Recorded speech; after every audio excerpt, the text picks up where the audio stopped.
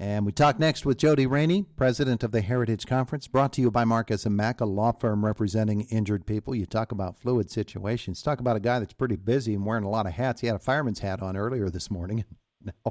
Now he's wearing the conference president's hat. Good morning. Good morning. It's always good to get up and rolling early in the morning, isn't it? It's actually, I was in the middle of it's always nice when those things go out when you're in the middle of taking a shower, too. So you have to scramble a little bit to get out. Yeah.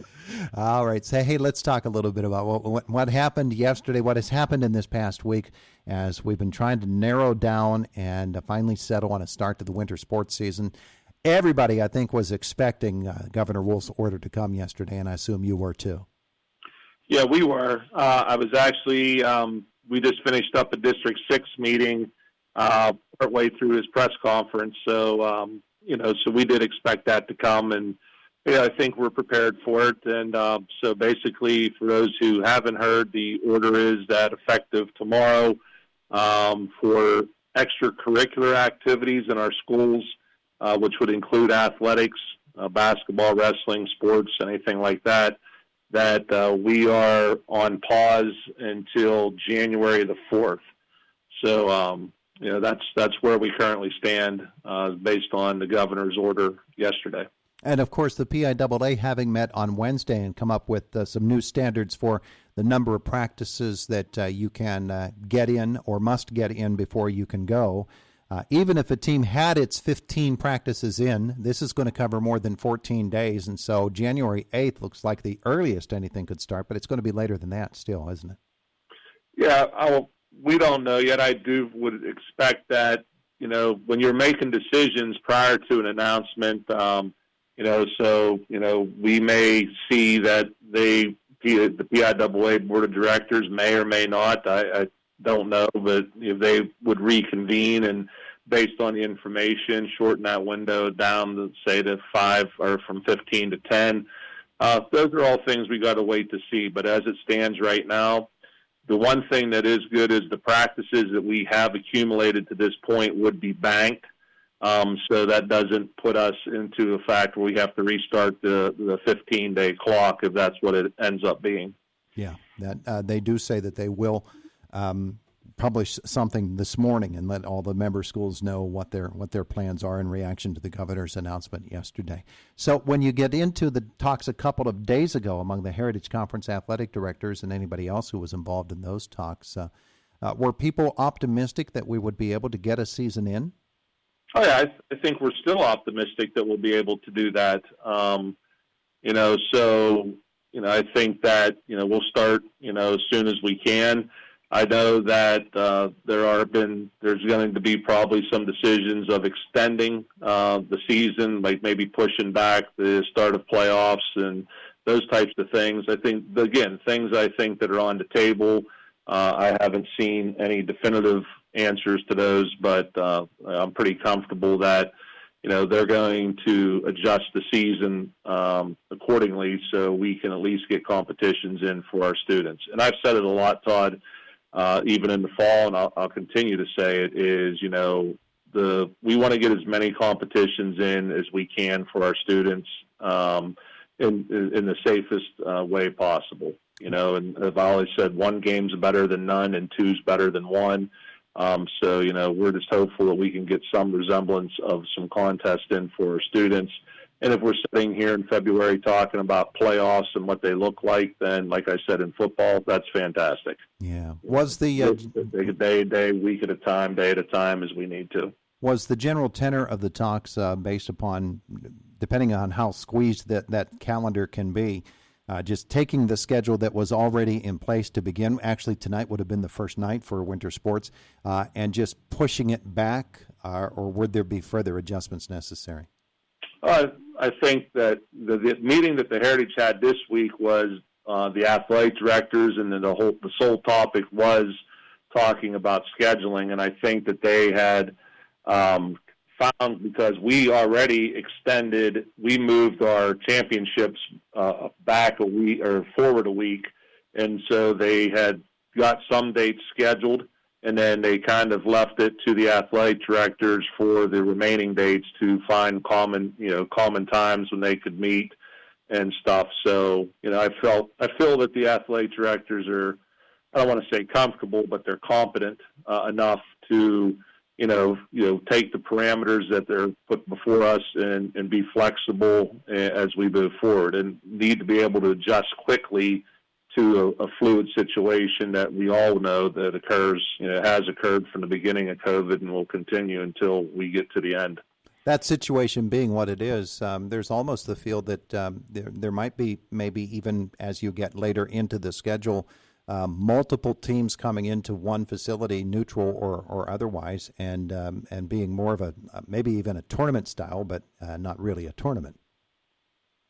I don't know about. You mean for basketball coming in during the regular season and having to get games in? You mean, or Yeah.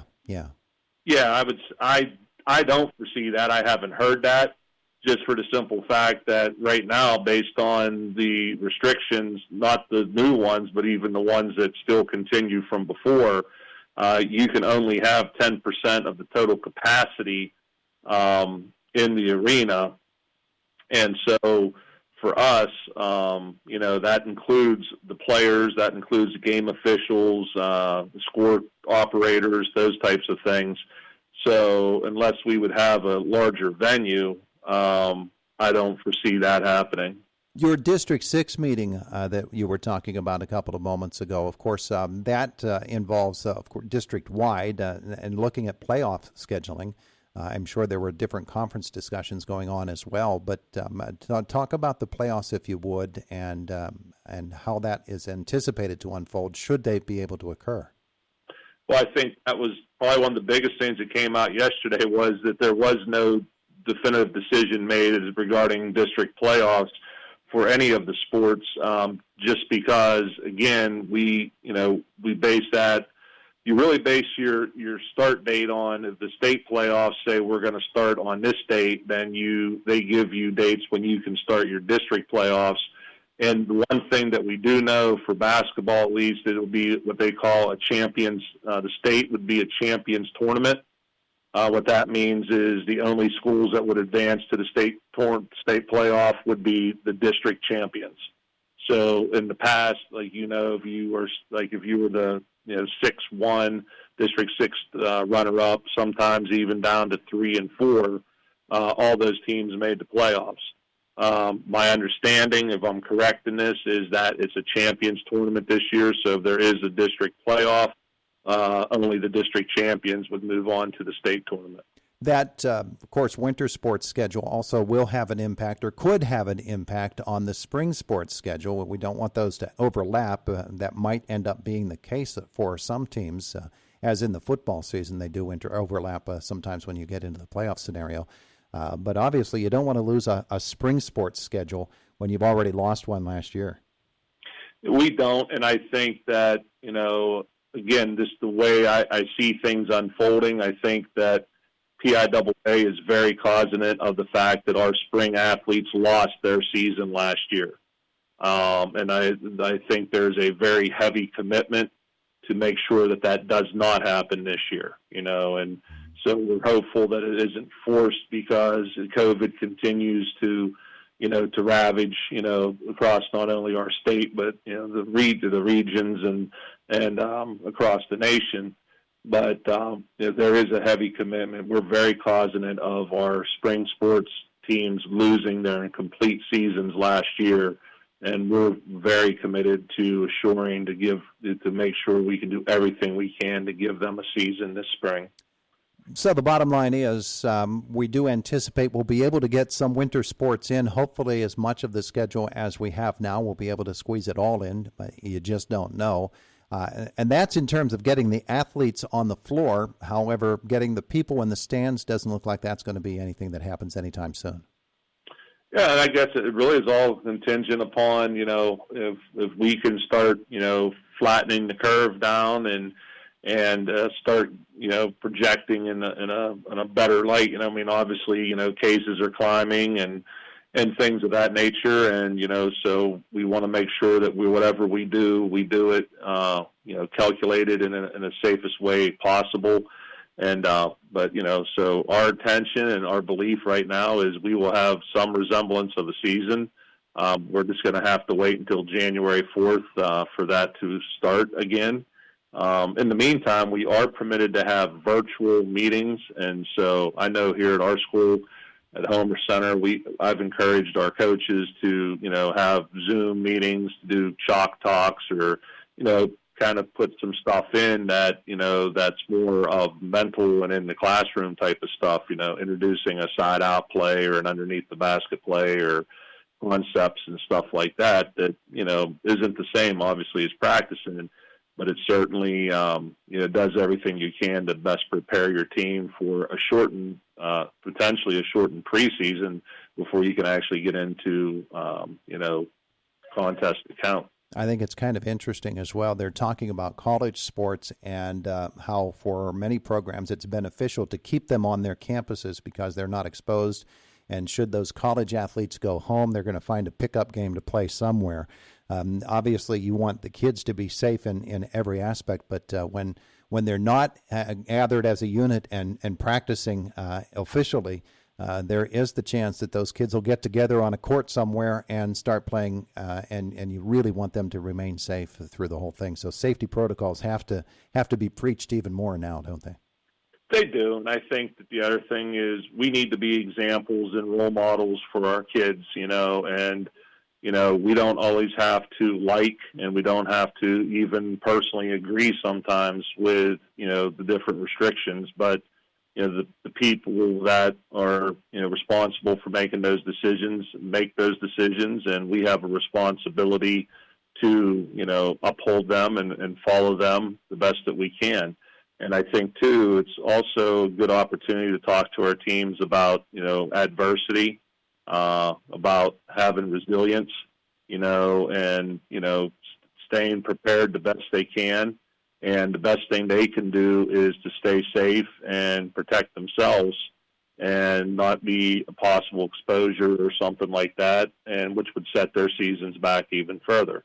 So, I don't know of anyone who's happy right now, and not so much just happy just based on the fact that, we're in a pandemic. That's, it's the reality that we face.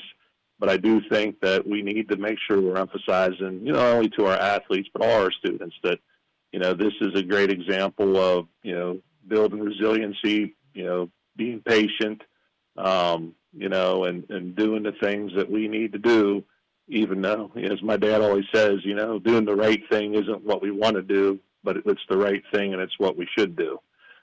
And so, and it's kind of that message that we're trying to send to our kids here too. Our dads always know best, don't they? If my dad would tell you, he certainly does.